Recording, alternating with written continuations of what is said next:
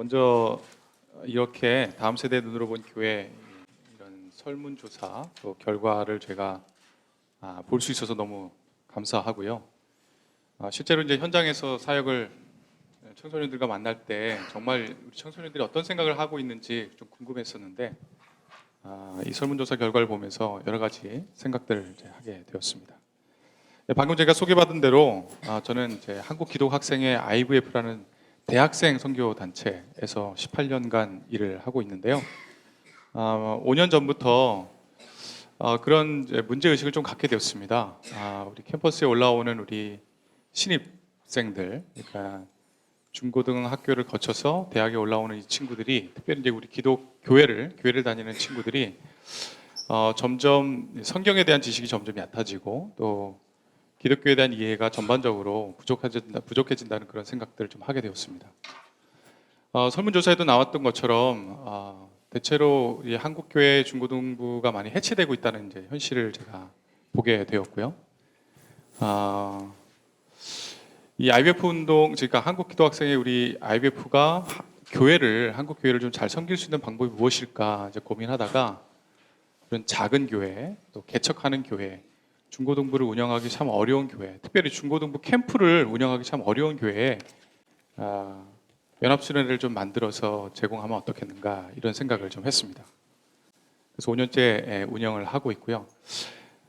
그 과정 가운데 몇몇 큰 집회들 제가 좀 몇 번 가봤거든요.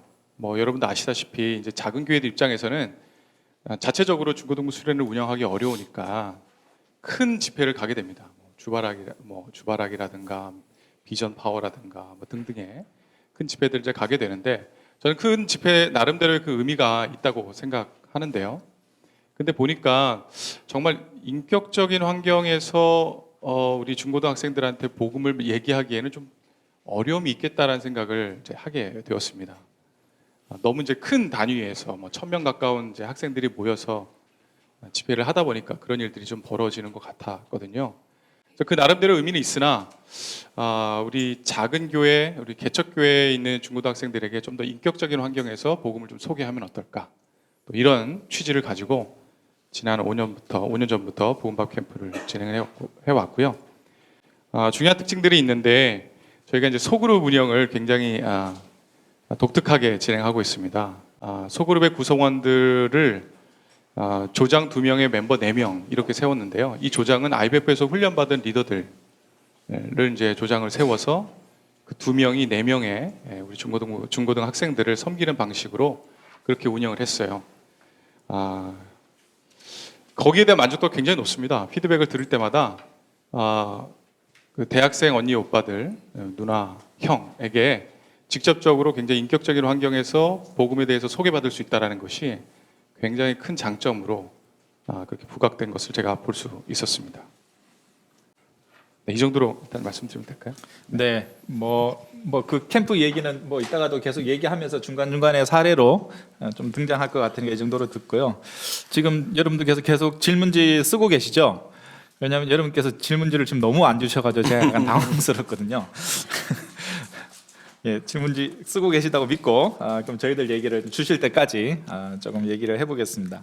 먼저 일반적인 질문부터 먼저 좀 얘기를 나누고 좀 시작했으면 좋겠는데요. 각각 세 분은 이번 조사 결과를 보시면서 좀 가장 기억에 남은 혹은 가장 예상 외의 어떤 그런 결과들이 있다면 어떤 것들이 있는지 좀 소개를 해주셨으면 좋겠는데, 저 같은 경우는 저도 이제 집에 자녀가 이제 아들이 둘이 있는데 하나가 중학생이고 하나가 이제 고등학생이어서 딱 이번 조사 결과에 맞거든요.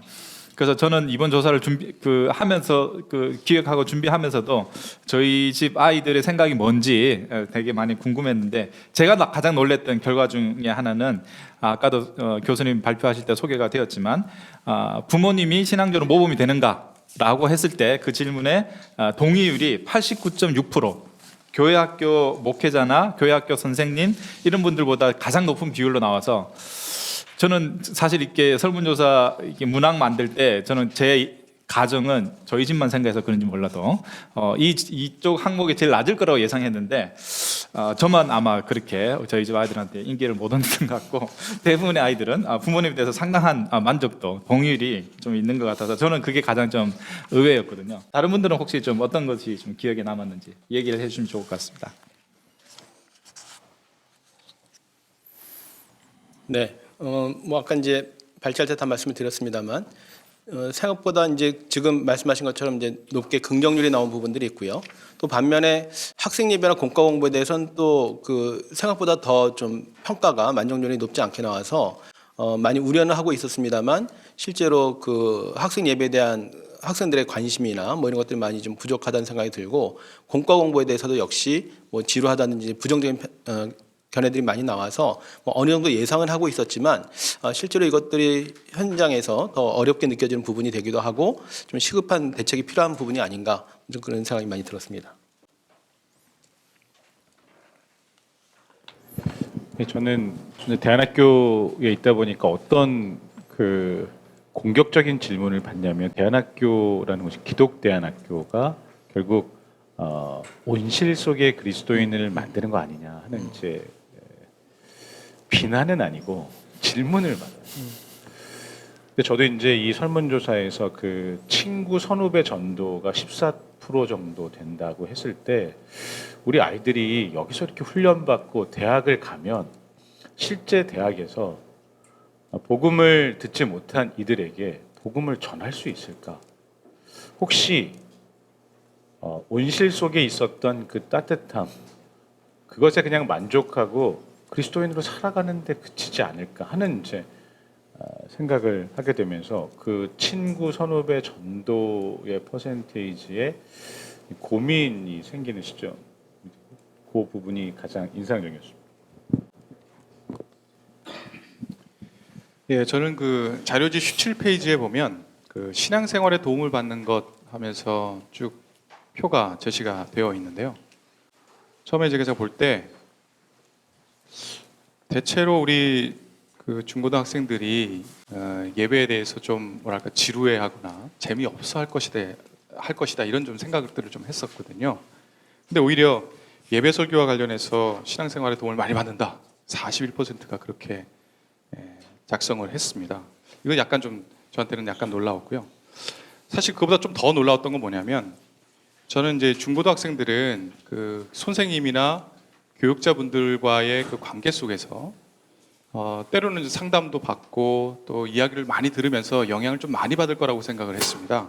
신앙생활에 도움을 받는 것 중에 중요한 요소가 그런 신앙 상담 이런 것이 아닐까라는 생각을 좀 해봤는데요.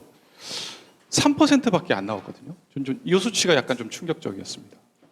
그러니까 왜 이런 수치가 나왔을까 저도 잘 모르겠지만 실제로 상담을 잘 안 이루어지고 있는 것은 아닌가 뭐 이런 생각도 해봤고 주로 부모님들을 따라 교회에 나와서 그냥 어른 예배를 또 만족스러워하면서 다닌다라는 아까 전에 그런 통계 자료를 보면서 우리 현재 중고등학생들이 이 선생님이나 교육자들, 그러니까 목회자들과 긴밀한 인격적 관계에서 성장한다기보다는 그런 예배 전체 그냥 분위기, 부모님 따라와서 예배를 드리고 그냥 나가는 정도 수준으로 그렇게 신앙생활을 하고 있는 것은 아닌가라는 그런 대목에서 약간 좀 주목하게 됐습니다.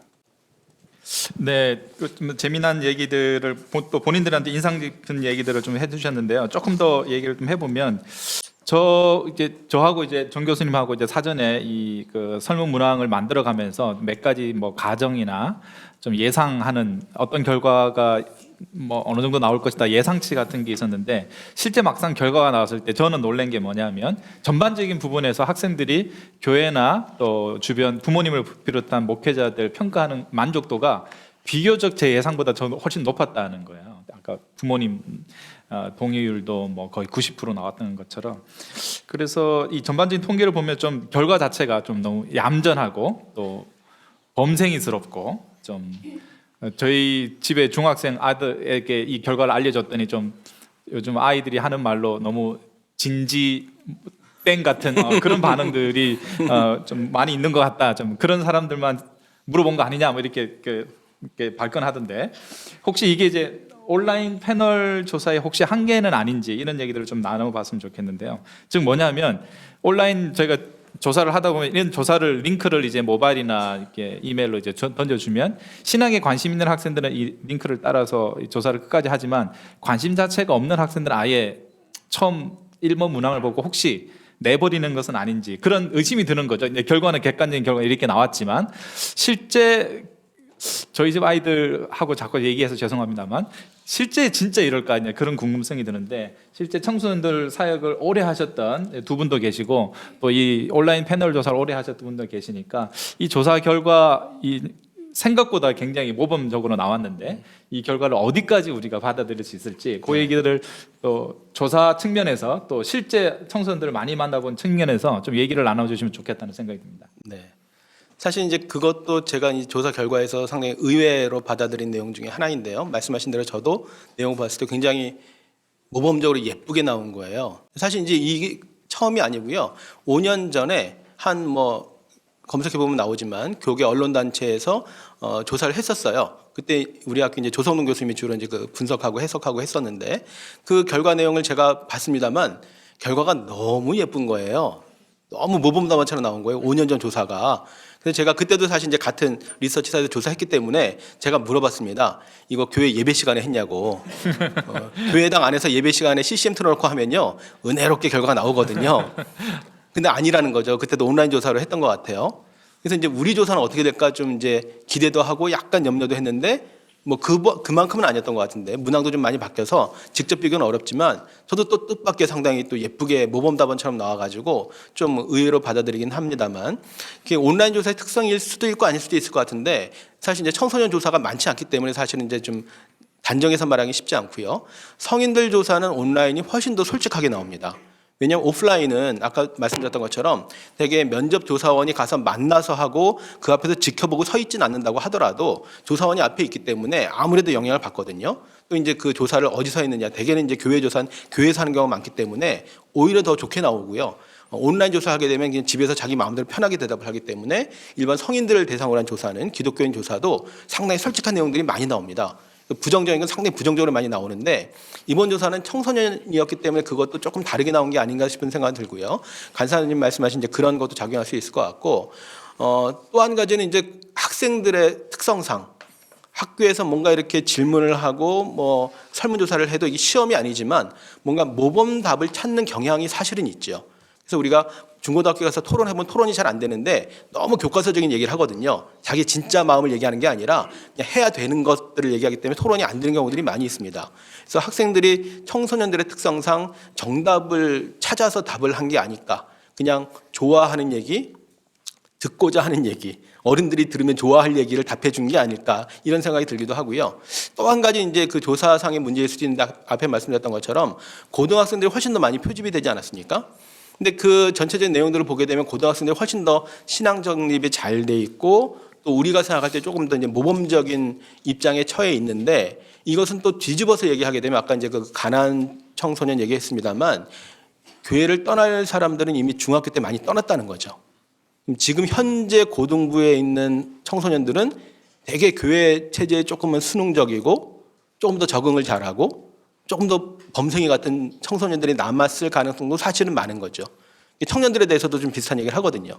그러니까 가난한 성들이 이미 대학 가면서 청년식에 많이 떠나게 되는데 교회에 남아있는 청년들은 죄송합니다만 좀 그 사역자들 얘기 들어보면 되게 좀 순둥이 같고 또 어떻게 보면 좀 무념무상하게 그냥 앉아있는 것 같은 청년들이 꽤 많이 있다는 거예요. 문제의식 가지고 좀 반발심 있는 청년들은 다 떠났다는 거죠.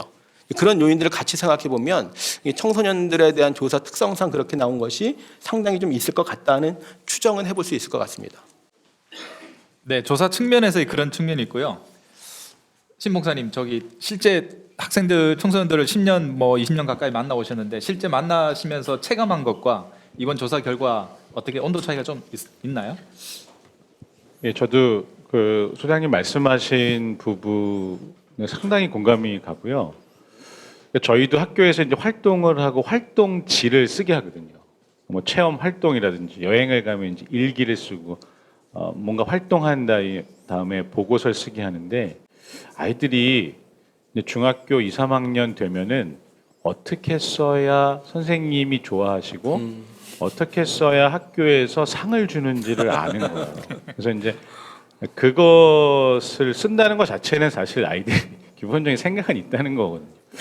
근데 어쨌든 그렇게 애들이 적응이 돼 있어서 그런지 저희도 이제 저도 교회 학교 현장을 떠난 지 10년이 됐는데 기독 대안학교에 있다 보니까 여기 부모님들이 일단 신앙적인 그러니까 기독교 신앙 교육을 제대로 하고 싶어서 온 부모님들이 꽤 되거든요. 그러니까 이제 그런 부모님들과 아이들, 학교 이런 신앙적인 분위기가 저도 이제 조금은 의외인 것들을 학교 대상 아이들로 설문조사를 해봤는데 비슷한 결과가 나옵니다. 그러니까 실제적으로 우리 학교 다니는 아이들 뭐 한 150명 되는 중고등 아이들도 비슷한 그러니까 이렇게 좀 부모님 학교 신앙에 대해서 긍정적인 답을 써주려고 하는 경향이 좀 있었다 이렇게 한번 얘기하고 싶습니다. 네.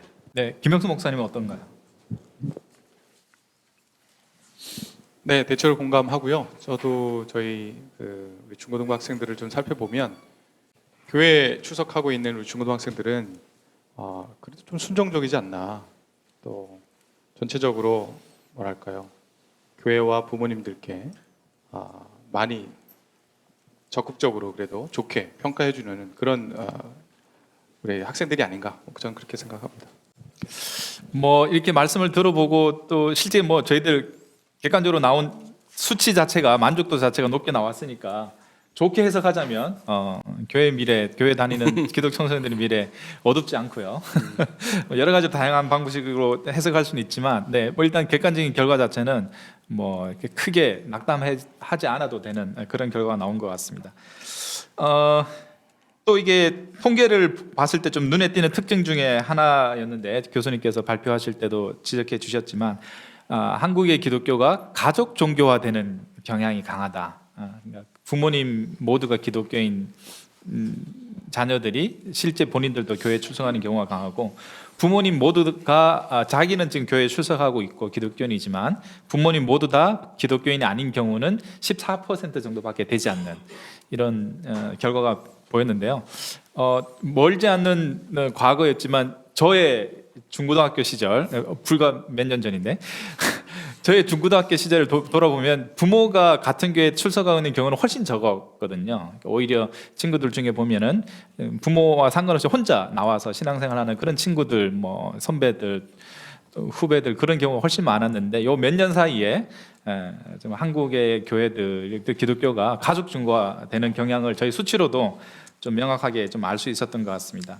근데 그것에 대해서 뭐 여러 가지 긍정적인 평가도 할 수 있겠고 또 부정적인 평가도 할 수 있을 것 같습니다. 해석은 뭐 양쪽으로 다 가능할 것 같은데요. 플로어에서 질문 주신 분 중에 비슷한 질문을 주셨는데 끼리끼리의 종교로 전락할 우려가 있다는 것은 단점으로 이제 지적할 수 있지만 교수님 지적하신 대로 또 함께 드리는 공동체 의식이 또 중요하다는 측면에서는 이게 또 장점으로 또 해석될 여지도 있지 않는가 그런 질문을 하신 분이 있어서 좀 그렇게 좀 대답을 부탁드리고 또 옆에 계시는 신기원 목사님한테는 그 중에서도 가족 종교화되는 경향 중에서도 어머니의 영향력이 아주 좀 다른 요소들보다 압도적으로 큰 경우가 이번 조사에서 나왔는데 발표 때도 목사님 잠깐 거기에 대해서 언급해 주셨지만 그 어머니의 영향력을 어떻게 좀 해석할 것인가에 대해서 혹시 좀 더 덧붙일 말씀이 있다면 그것도 함께 좀 덧붙여 주시면 좋겠다는 생각이 듭니다.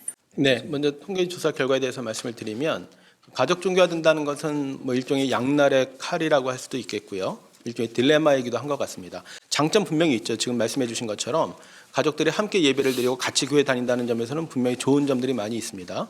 또 한 가지는 그 지난번 인구 센서스 2015년 결과 나왔을 때 개신교가 이제 전체적으로 좀 늘어난 결과가 나오기도 했습니다만 특히 이제 세대별 보면 앞에 제가 이제 서론에서 잠깐 말씀을 드렸는데 우리나라의 10대, 20대 개신교 신자 수 비율이 의외로 높습니다. 한간에 이제 그 기독교 대학생이 뭐 5%밖에 안 된다, 3% 안 된다 이런 이제 낭설이 있는데 저희가 이제 학폭협하고도 조사하고 그랬었습니다만 17% 나오거든요. 대학생 기독교인 비율, 개신교인 비율이 20대 전체로 보게 되면 역시 한 20% 가까이 나오고요. 10대는 20%가 넘거든요. 그러니까 사실은 젊은 비율이 꽤 높다는 거예요. 그게 사실은 또 우리 개신교 인구가 지난 조사에서 2015년 조사에서 신자수 1위가 된 이유이기도 하고요. 반면에 불교하고 천주교하고 비교해 보면 청년, 청소년, 유소년 인구가 굉장히 적습니다.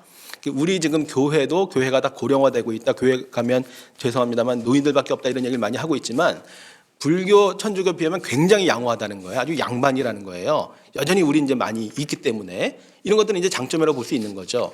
근데 이제 단점으로 보는 것은 이제 아까 말씀드렸던 것처럼 결국 이제 우리들끼리 기독교 집안끼리만 예배를 드리게 되는 것이고 확장성이 없다는 거죠. 우리끼리 드리는 건 굉장히 좋은데 가족들이 같이 예배 드리는 건 굉장히 좋은 것이지만 확장성이 없다는 측면에서 비기독교 가정들이 나올 수 있는 여지들이 별로 없고 나와도 뭐 어떻게 보면 좀 환대받지 못하는 이런 환경이 되고 있다는 게 문제가 되고 있고요.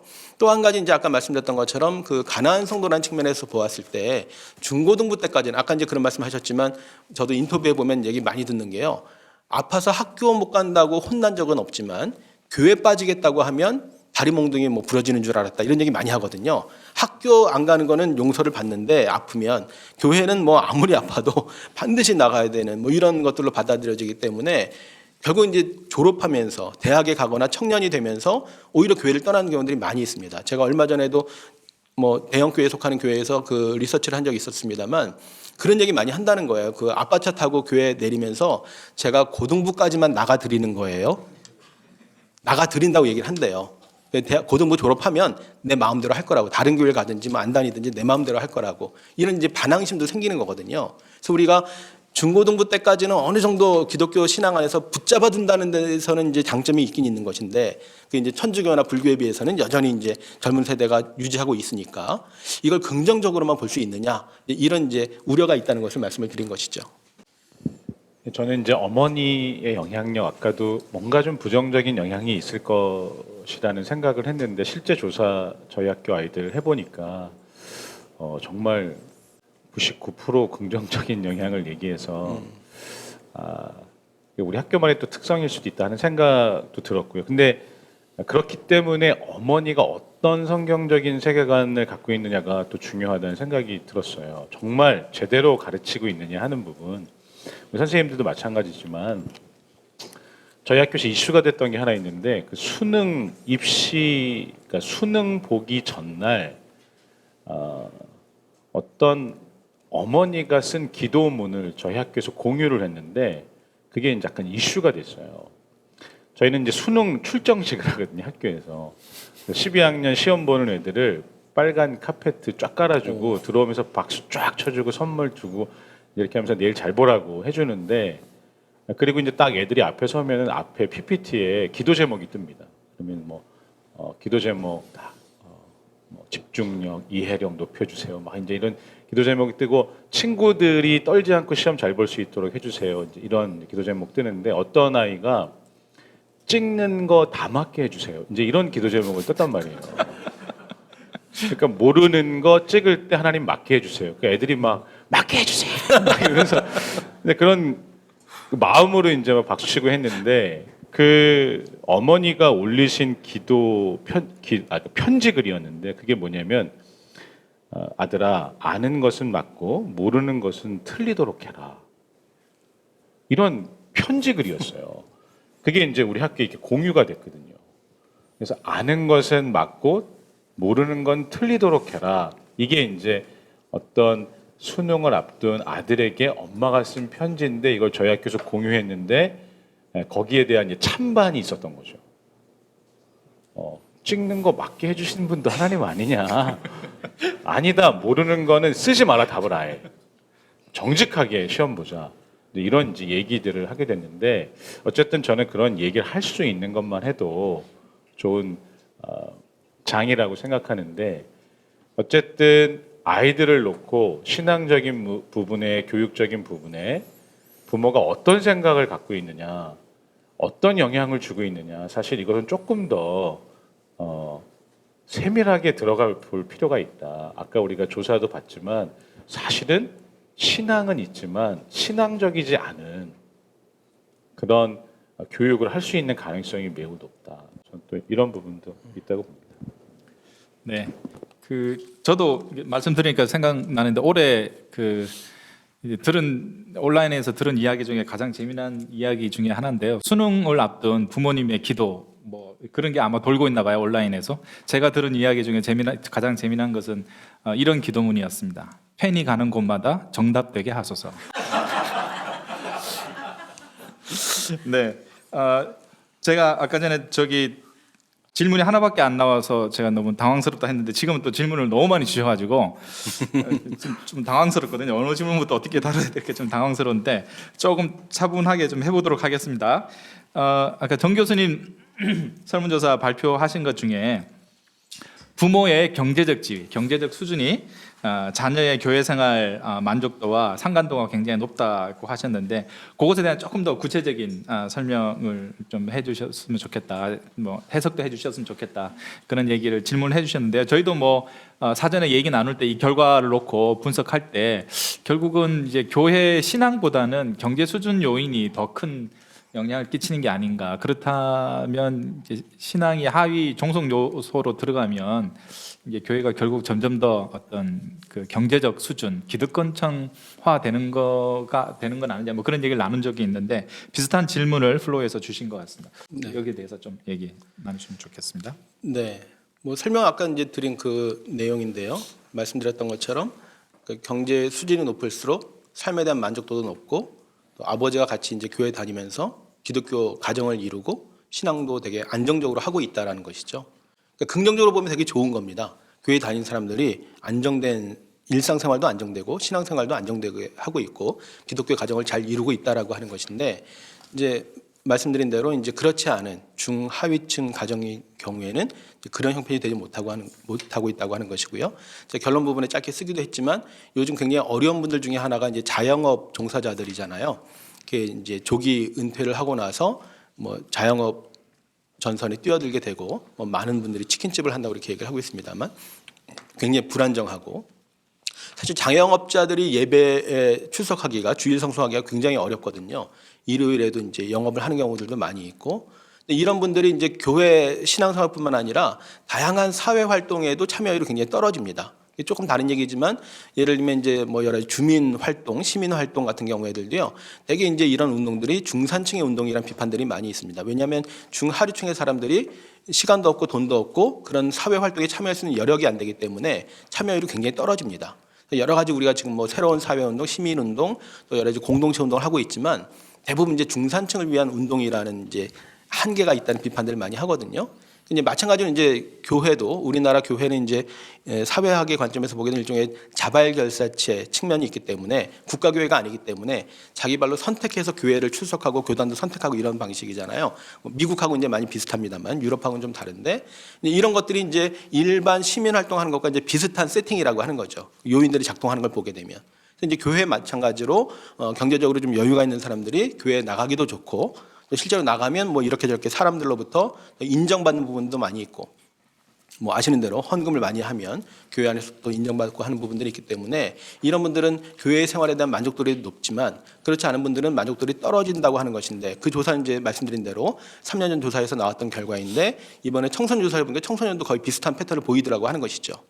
이렇게 된다면 긍정적으로 보았을 때 교회 열심히 다니기 때문에 경제적으로도 안정됐고 좋은 측면이 있다라고 볼 수도 있지만 반대로 보게 되면 이제 역시 경제적으로 어려운 분들의 경우에는 교회 나오기도 어렵고 자녀들조차도 교회에서 충분히 만족감을 누리지 못하고 신앙적으로 안정되지 못하고 이런 결과들이 나오고 있는데 교회에서 이제 딱히 대책이 없는 이런 상황들이 굉장히 이제 미래에 대해서는 불안정하게 보여주는 요소가 될 수 있다고 말씀을 드린 겁니다. 네, 그 질문이 좀 많아서 간단한 질문부터 좀 빠르게 한번 해보겠습니다. 첫 번째, 김혁순 목사님, 복음박 캠프는 언제인가요?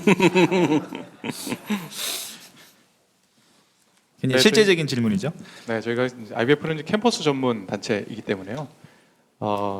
매 방학마다 하긴 좀 어려웠고요. 여름마다 있습니다. 여름마다 우리 보험박 캠프를 열고 있고요. 인원을 100명으로 제한하고 있습니다. 너무 이제 큰 규모로 하게 되면 인격적인 분위기 환경을 만들어내기 어렵기 때문에 100명의 인원 제한하고 있고요. 지역마다 이 보금박 캠프는 수도권에 있지만 제주에도 있고요. 또 강원도나 경상권에도 있습니다. 그래서 겨울에 하는 그런 캠프도 있으니까요. 혹시 뭐 원하시면 그런 데 좀 찾아보시면 되지 않을까 그런 생각이 듭니다. 네, 그 좀 지나가긴 했지만 그 인터넷에 혹시 복음박 캠프나 이렇게 치면은 과거에 했던 자료들이나 내용들도 볼 수 있나요? 네, 저희가 주로 페이스북에서 주로 광고를 하는데요. 네, 페이스북에 들어오셔가지고 검색하시면 복음밥 캠프를 검색하시면 네, 그때 활동했던 자료들을 사진들을 다 보실 수 있습니다. 네.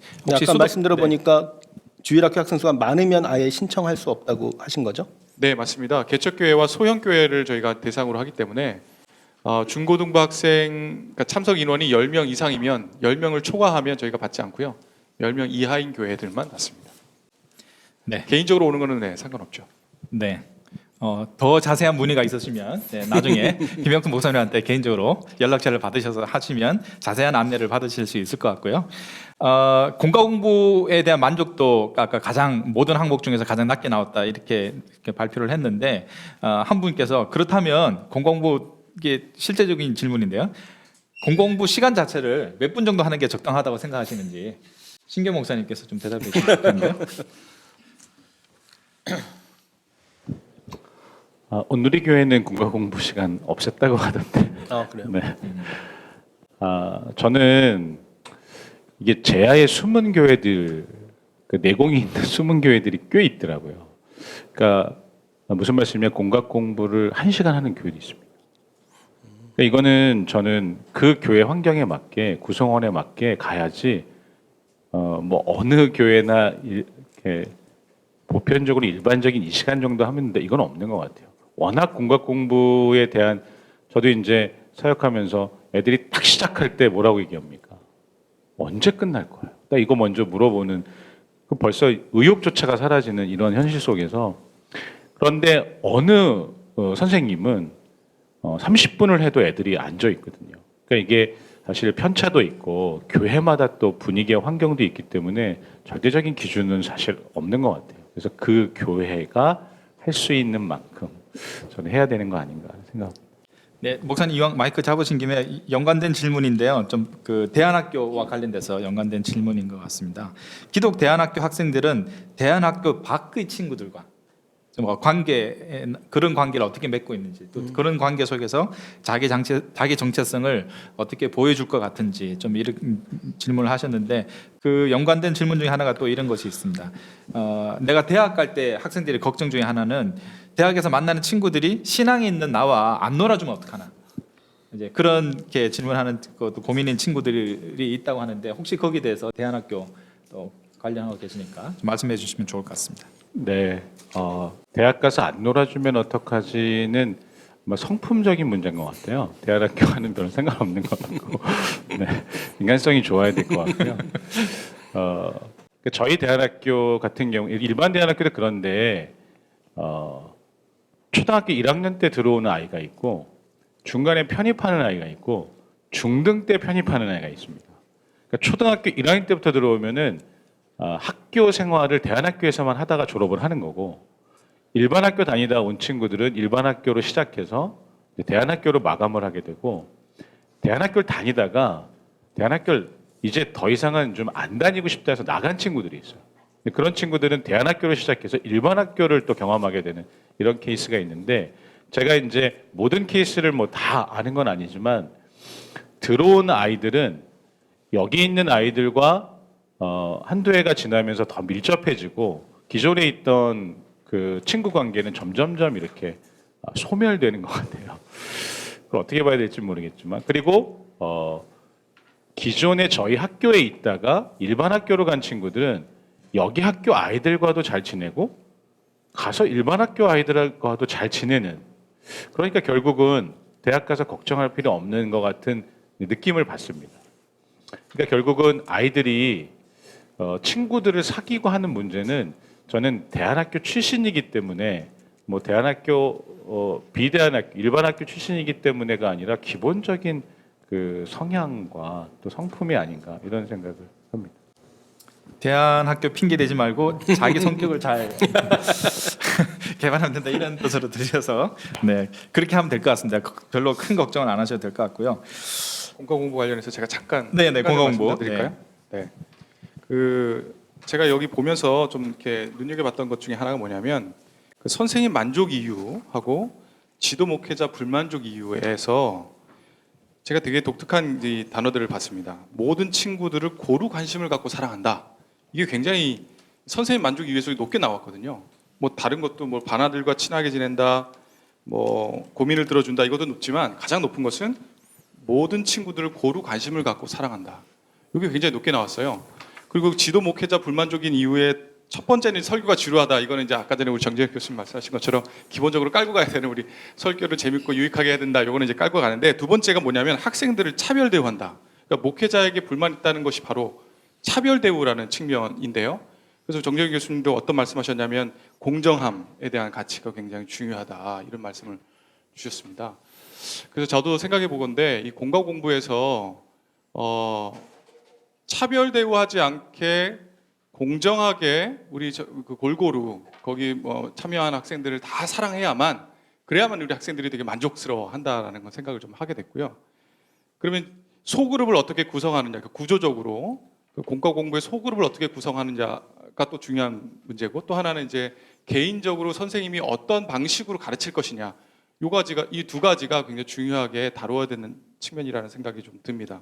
그러니까 소그룹 구성비를 뭐 저희 캠프 같은 경우는 아까 전에 말씀드린 것처럼 조장 부조장 2명의 학생 리더를 데리고 4명의 멤버들을 데리고 하거든요. 그러니까 굉장히 인격적인 환경 속에서 할 수 있는 그런 분위기인데 그게 매 주일 교회 학교에서 가능한지는 잘 모르겠습니다. 거의 불가능해 보이긴 하는데 하여튼 이 소그룹 구성비에 대해서 우리가 고민을 좀 해야 될 것 같고요. 그리고 이제 각각의 선생님들이 어떻게 골고루 자신의 관심을 또 사랑을 분배해 가면서 가르칠 것인가, 이것에 대한 어떤 고민 또 교육 뭐 이런 것들이 필요하지 않을까 그런 생각을 해봅니다.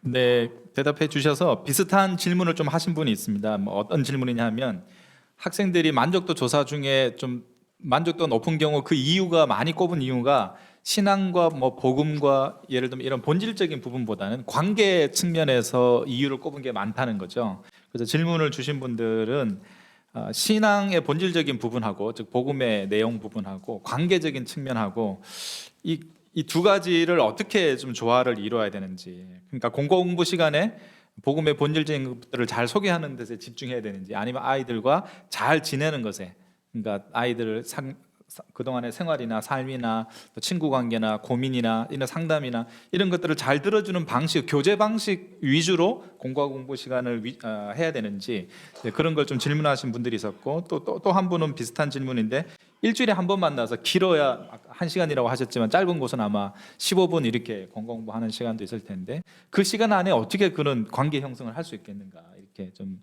어려운 고민을 실제적인 걸 좀 던져주신 분들이 있었는데요. 여기에 대해서 좀 어떻게 생각하시는지 좀 세 분이서 골고루 대답해 주시면 좋을 것 같습니다. 교수님부터. 네. 근데 양자택일 해야 되는 건 아니죠. 두 가지를 다 뭐 두 마리 토끼 잡기는 어렵지만 하셔도 되고. 당연히 둘 다 중요할 것 같은데, 근데 이제 저는 사회학을 한 입장에서, 제가 신학자가 아니거든요. 사회학을 한 입장에서 보면 사실은 성인들도 교회 출석하는 이유는 상당히 다양합니다. 그래서 우리가 똑같은 질문을 성인들에게 해보면 구원과 영생을 위해서가 1위로 계속 나오지 않거든요. 아까 말씀드린 대로 마음의 평안을 위해서 이런 게 상당히 높게 나오고 1위로 나온 경우들도 많이 있어요. 성인들도 다양한 이유로 교회에 나오고 있고 그런 것들에 대한 충족이 또 중요한 이유가 되기도 한다는 것이고요.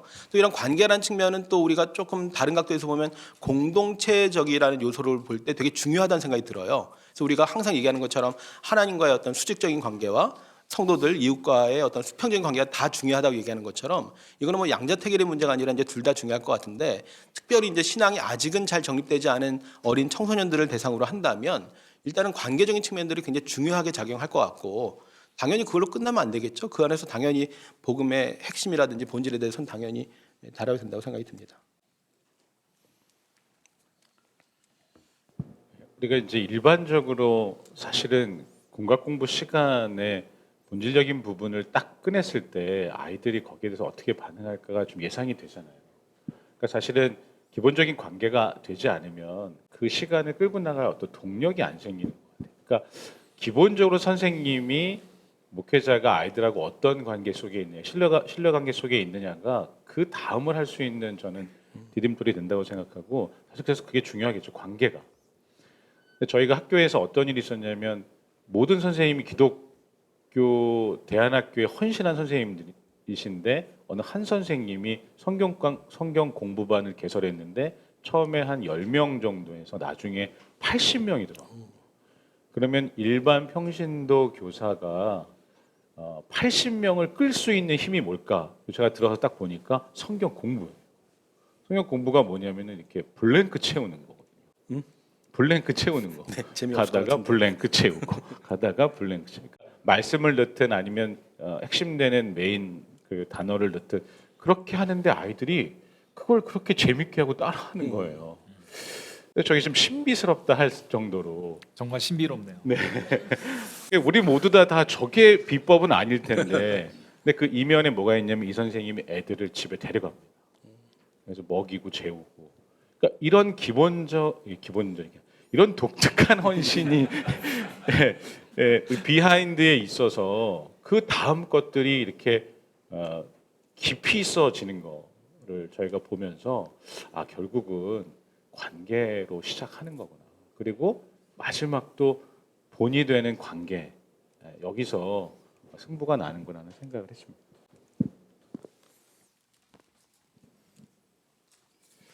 네, 제가 아까 전에도 잠깐 이제 주목했던 그 지표가 뭐였냐면 그 신앙생활에 도움받는 것이 예배 설교는 41%인데 신앙 상담은 3%다 이 말씀을 제가 드렸었는데 사실 지금 중고등학생들이 굉장히 심적으로 마음으로 굉장히 어려움을 겪잖아요.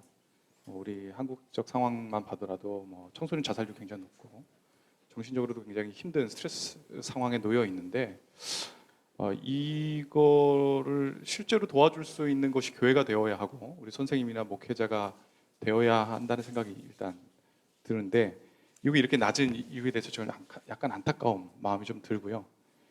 거기에 나와 있는 다양한 요소들, 신앙생활에 도움받는 다양한 요소들이 동시에 같이 올라가야 된다라는 생각이 일단 듭니다. 한쪽으로만 편향돼서 너무 많은 예배나 설교 이쪽에다 국한되지 말고 다양한 방식으로 모든 것에 영향을 받을 수 있도록 우리가 그렇게 구비를 해야 된다는 생각이 드는데 그 과정에서도 역시 이제 그 관계가 되게 소중하다고 생각하고요. 저희 캠프에서도 청소년들이 되게 그 만족해하는 이유 중에 하나가 그 소그룹 구성에도 있지만 아까 말씀드렸듯이 2명의 대학생 언니 오빠 누나 형들이 4명의 이제 멤버들을 커버하면서 한 명이 그 조장 한 명이 그 2명에 대해서는 1대1 만남을 1시간 이상씩 꼭 하게 하거든요. 2박 3일의 수련회 기간, 캠프 기간 동안 어떤 얘기를 하는지는 모르겠으나 자신이 갖고 있는 마음속 이야기를 할 수 있도록 그런 환경을 여는 거죠. 근데 의외로 많은 친구들이 중고등학생들이 그렇게 조장 언니 오빠 누나 형에게 그 이야기를 한다는 거죠. 그게 굉장히 의미 있다 저는 생각이 들고 그럴 때 비로소 인격적으로 복음에 대한 이야기를 할 수 있는 환경이 열린다 그런 생각이 듭니다. 네, 관계의 중요성에 대해서 세 분 모두 좀 지적해 주셨던 것 같습니다. 뭐 그렇다고 이렇게 본질이나 복음이 중요하지 않다는 것도 아니고 결국은 그 내용이 채워져야 되고 이 두 가지가 상충되는 관계가 분명히 아니지만 결국은 그것을 전달하는 사람의 어떤 인격적인 태도나 기본적인 어떤 그 마음을 여는 환경이라는 측면에서 되게 중요하다고 여러 가지 사례를 들어서 잘 설명해 주신 것 같고요. 또 한 분이 질문 주신 것 중에 이런 질문을 주셨는데 아마 정 교수님이 대답해 주셔야 될 것 같은데요. 교회 출석 의향이 80% 이상이고 교회 만족도가 70% 이상이고 또 신앙이 자기의 삶에서 중요하다라고 대답한 사람의 동의율이 73% 이상 이렇게 결과적으로 상당히 높게 나왔는데 그러나 성인 이후에 교회에 계속 다닐 의향은 60% 정도로 한 10%또 경우에 따라서 20% 정도 차이가 나는데 현재 만족하면서도 앞으로 의향은 그렇게 떨어지는 요인이 뭘까 이렇게 질문하신 분이 있었습니다. 네, 뭐 이게 해석이 쉽진 않은데 일단 10% 차이라는 게 아주 큰 차이는 아니라는 생각이 들고요. 그리고 이제 아까 이제 보셨던 것처럼 학생 예배에 대한 만족도 이렇게 높지 않았고 공과 공부에 대한 만족도 이렇게 높지는 않았거든요. 그러니까 이런 것들이 이제 뭐 해석이 쉽진 않지만 기본적으로 아까 말씀드렸던 것처럼 어떤 질문을 했을 때 대체로 좀 긍정적으로 응답하는 경향들이 많이 있는데 또 어떤 부분들은 좀 더 솔직한 생각을 이렇게 반영하고 있다 생각이 드는 거예요. 그래서 이제 교회를 떠날 의향도 이게 그 잘 모르겠다를 포함하면 계속 다닐 의향이 높은 것처럼 보이지만 또 떠날 의향만 놓고 보게 되면 또 이제 떠날 의향이 또 생각보다 높게 나오거든요. 그러니까 이런 것들을 종합적으로 보았을 때 지금 다닌 것에 대해서 특별한 불만이 있는 것은 아니지만 여러 가지로 이제 잠재적인 불만 요소들이 있다고 생각이 들고, 그래서 사실은 이제 뭐 강요라든지 뭐 이런 것들에 대해서 긍정률이 높진 않았지만 실제적으로 이제 신앙생활이라고 하는 게 본인 어떤 자발적인 생각이라든지 자율성을 가지고 했다라기보다는 분위기 때문에 이렇게 형성된 측면들이 많이 있어서 아직은 뭐 우리가 이제 기대하는 만큼의 그런 신앙의 어떤 정립이 잘 안 됐다고 본다면 그런 요소들이 다양하게 좀 영향을 미치는 것이 아닐까. 그래서 지금 다닌 것에 대해서 큰 불만이 있는 것은 아니지만 계속해서 이 상태로 신앙을 유지하고 싶은 생각은 없다라는 쪽으로 좀 봐야 될 것 같고요.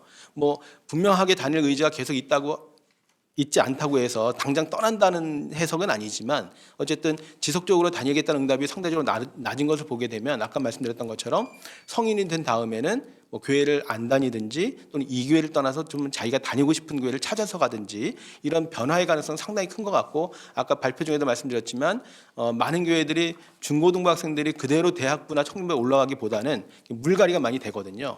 큰 교회에서도 경험하고 얼마 전에 작은 교회 한 150명 모이는 교회에서 이제 비슷한 얘기를 들었는데 목사님 굉장히 그 부분에 대해서 좌절을 하시더라고요. 아이들이 중고등부 때 나랑 담임 목사님인데도 가깝게 지내고 친하게 지내고 인격적인 관계가 만들어진 것 같았는데 고등학교 졸업하고 다 떠나더라는 거예요. 그래서 내가 뭘 잘못했나, 애들이 나한테 실망을 했나, 이런 생각들 많이 한다고 얘기를 하시는데 제가 보니까 뭐 큰 교회에서도 그런 현상이 되게 일반적인 것 같습니다라고 말씀을 드리니까 조금 그것 가지고 이제 위안을 삼으시더라고요. 그러니까 아이들이 이제 뭐 대학 진학의 문제도 있고 여러 가지 환경의 변화가 많이 오기 때문에 신앙의 뿌리가 이렇게 잘 내리지 않았을 때는 여러 가지 요인에 따라서 좀 흔들리는 게 아닌가. 그래서 내가 앞으로 계속해서 이 교회 다닌다고 장담하기는 어렵다. 뭐 이런 표현으로 해석을 해야 될 것 같습니다. 네. 또 하나 좀 그 발표 중에 저는 좀 재미나게 들은 내용 중에 하나가 신경 목사님께서 발표 중에 요즘 학습도 자기주도 학습이 유행하고 있는데 신앙에 있어서도 좀 자기주도 신앙이 좀 필요한 게 아닌가, 좀 그렇게 발표 중에 얘기하신 부분이 저는 상당히 좀 신선하게 그런 제안이 좀 들렸는데요. 자기주도 학습 머리에 딱 들어오는데 자기주도 신앙 구체적으로 뭐 어떻게 할 수 있는지 좀 머리에 안 들어오는데 혹시 좀 더 자세한 설명 좀 부탁드리겠습니다. 아이들을 만나다 보니까 아이들이 어른으로서 아이들을 만나서 어떤 주제로 얘기할 때 위축되는 경향이 있습니다. 왜냐하면 어른들이 경험이 있고 지식이 있으니까 그 앞에서 뭔가 이렇게 얘기하기를. 근데 아이들끼리 있을 때 보면 좀 전에 얘기했던 그 주제에 침묵하고 있었는데 아이들끼리 있다 보면 너무 활발하게 자기 의견들을 이렇게 얘기하는 것들을 듣게 되면서 아이들 스스로 말할 수 있도록 하는 장을 계속해서 만들어주고 그 아이들이 말뿐이 아니라 자기들이 말했던 게 교회 안에서 학교 안에서 구체적으로 실천될 수 있도록 해주는 것이 그 아이들이 신앙의 주체로 커나가는 데는 좋은 영향을 주겠다, 이런 이제 생각을 하게 됐고요. 실제적으로 아이들이 신앙적인 부분에 있어서 설교를 제외하고는 모든 것을 너희들이 다 교회에서 기획을 해봐라. 그래서 모든 활동들을 아이들이 기획하고 이렇게 진행할 수 있도록, 심지어 저 같은 경우에는 설교도 너희들이 해라. 이렇게. 그래서 어떤 적이 있냐면 고린도전서 12장 22절 약하게 보이는 것들이 도리어 요긴하다. 이거 가지고 묵상해라 하고 한 10분 정도 주고 그 묵상한 내용을 토론해서 한 사람이 대표로 얘기해 달라고 그렇게 해서 같이 얘기했는데 아이들이 제가 하고 싶은 또 말씀으로부터 받은 은혜들을 다 이제 얘기를 하더라고요. 그러니까 자기들도 묵상한 것이 끝나지 않고 그것을 목사님이 단위에서 설교하듯이 아이들 앞에서 얘기할 수 있는 기회를 주는 거죠. 그리고 그것이 아이들에게 공감받고 또 목회자가 그 부분에 대해서 좀 신앙적으로 혹은 또 신학적으로 좀 이렇게 코멘트 해주면서 함께 결론을 이끌어가는 이런 부분들도 저는 의미 있다고 생각이 들거든요. 그래서 뭐 설교를 제외하고 했지만 저는 그것도 한번 도전해봤고 아이들이 스스로 1분 간증 그냥 네가 느낀 거 얘기해 보도록 하는 거 이런 교회와 학교에서 신앙적인 활동들을 할 수 있는 모든 영역에 주도성을 아이들한테 많이 넘기는 거죠. 전 그런 것들이 신앙적 자기 주도성을 키우는 도움이 된다고 생각합니다. 네, 그 신앙에 있어서도 마찬가지로 아이들을 이제 교육의 대상으로만 보지 말고 어떤 자기 주도적인 또 스스로 할 수 있는 만큼까지 어떤 장을 열어주는 게 되게 중요하다는 말씀을 해주셨는데 듣고 보니까 저도 이제 집에 가서 당장 저희 자녀들에게 설교를 한번 시켜보고 이런 식으로 적용을 해봐야 되겠다는 생각이 듭니다. 시간이 저희가 좀 뭐 이렇게 초반에 질문이 별로 없어서 짧게 끝내야 되겠다고 생각했는데 지금 벌써 저희가 토론을 시작한 지 1시간이 다 되어갑니다. 그래서 시간이 이제 마무리해야 될 시간인 것 같아서요. 이제 세 분으로부터 이제 마지막 마무리 발언을 좀 듣고 싶은데 이번 조사를 전체적으로 좀 약간 평가도 해주시고 혹시 또 제안하고 싶으신 것 이번 조사에서 좀 아쉬웠던 그리고 다음번에 저희는 계속 이런 조사를 기회 되면 좋은 아이템이 있으면 할 거니까요. 이런 분야에 이런 영역에 또 이런 포인트를 좀 조사해 주셨으면 좋겠다. 이런 제안도 좀 해 주시면 좋을 것 같습니다. 이번에는 김혁수 목사님부터 이렇게 거꾸로 돌아가면서 이렇게 한번 말씀해 주시면 좋을 것 같은데요. 네, 제가 조사에 대해서 특별히 드릴 말씀은 별로 없고요. 결국엔 교회 밖 청소년들을 어떻게 이끌어오느냐, 가족 교회화되고 있는 상황 속에서 어떻게 하면 이제 교회 밖에 있는 청소년들을 교회 안으로 끌어올 수 있느냐, 이게 굉장히 중요한 문제라는 생각이 일단 들고요. 제가 이제 캠프 사역을 하면서 몇몇 우리 청소년 사역자들을 좀 만났는데, 특별히 이제 교회 밖에서, 즉 학교에서, 기독교 대안학교 말고 일반 학교에서 이제 사역하시는 분들을 좀 만났습니다. 그 중에 이제 교회와 물론 이제 거기도 이제 미션 스쿨이니까 교목실이 있는데, 교회와 그 교목실이 잘 협력해서 그 체프를 굉장히 다양하게 운영하는 그런 이제 사역들을 제가 보았는데요. 예를 들어 이제 저쪽 강동구 쪽에 빅소금 교회라는 교회가 있는데, 그 교회 이제 배재고등학교의 교목실과 협력해서 체프를 운영을 하는데, 한 달에 한 번씩 각 교실로 들어가는 체프를 운영을 하더라고요. 근데 거기 이제 들어가시는 분들이 그 빗소금 교회의 집사님들 이런 분들이세요. 이분들이 미리 어떻게 프리치할 것인가, 어떻게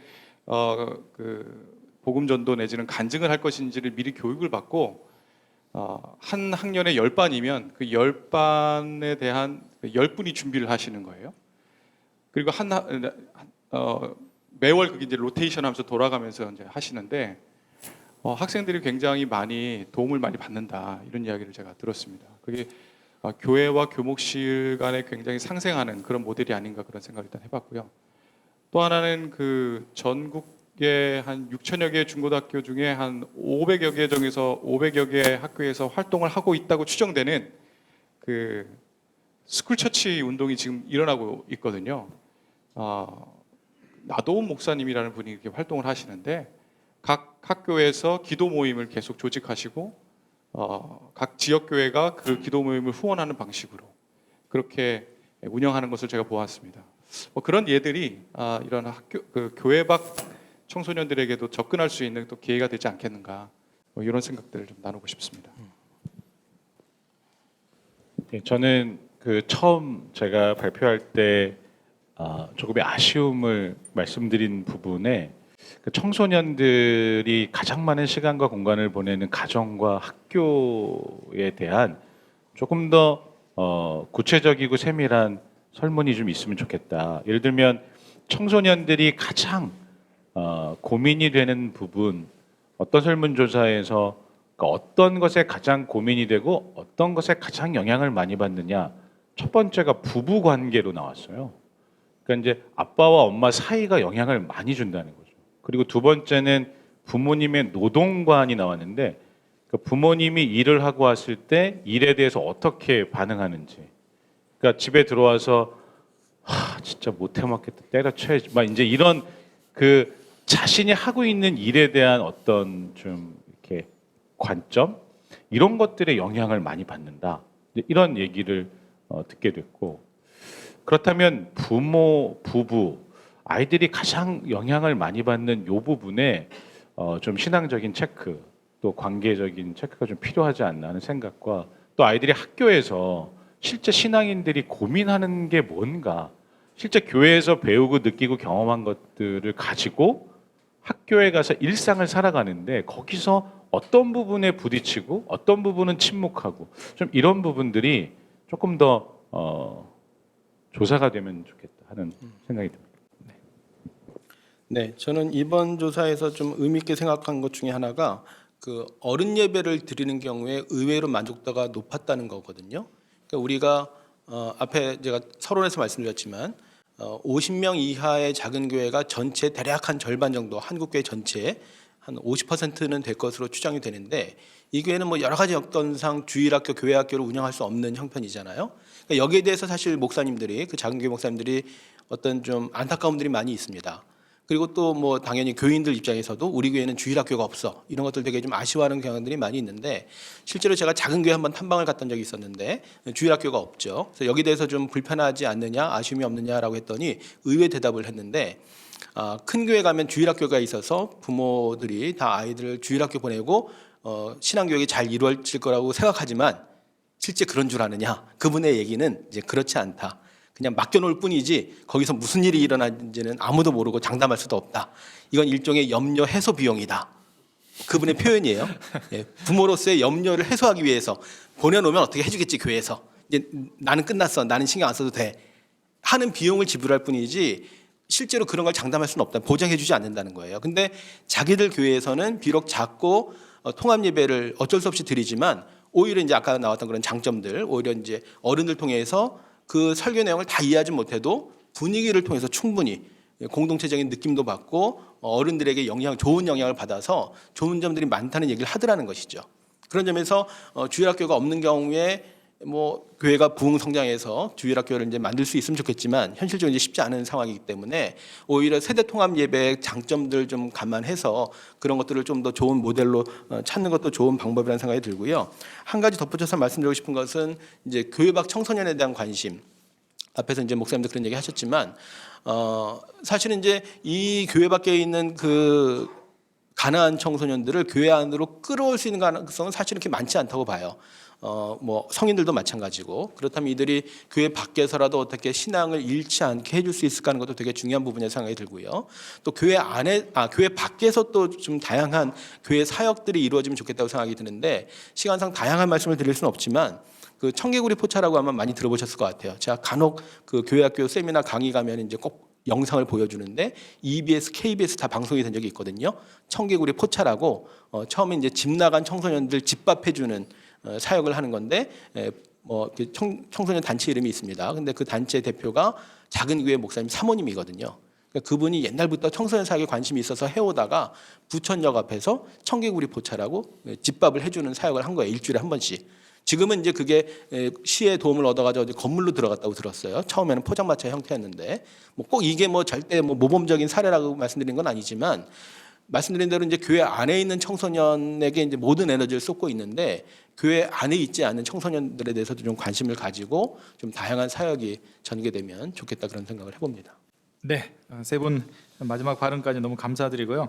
플로어에서도 질문은 아닌데 다음번에 좀 이런 방금 세 분께서 말씀하셨던 것처럼 이런 류의 조사를 좀 추가해주면 좋겠다고 제안 주신 분이 있어서 굉장히 좋은 제안인 것 같아서 한번 같이 나누겠습니다. 지금까지 뭐 저희가 교회 안에 청소년들이 교회를 어떻게 평가하는가 이런 조사를 했고 또 이번 조사에 좀 부족했지만 교회 밖 청소년들을 어떻게 도울 건가 그런 제안도 해주셨지만 이분의 제안은 교회 밖 청소년들이 현재 이 교회를 또 교회 다니는 친구 청소년들을 어떻게 생각하는지에 대한 조사도 다음번에 좀 하면 좋지 않겠는가 그런 제안 주셨는데 잘 듣고 저희도 다음에 기회가 되면 그런 조사까지 한번 해보도록 하겠습니다.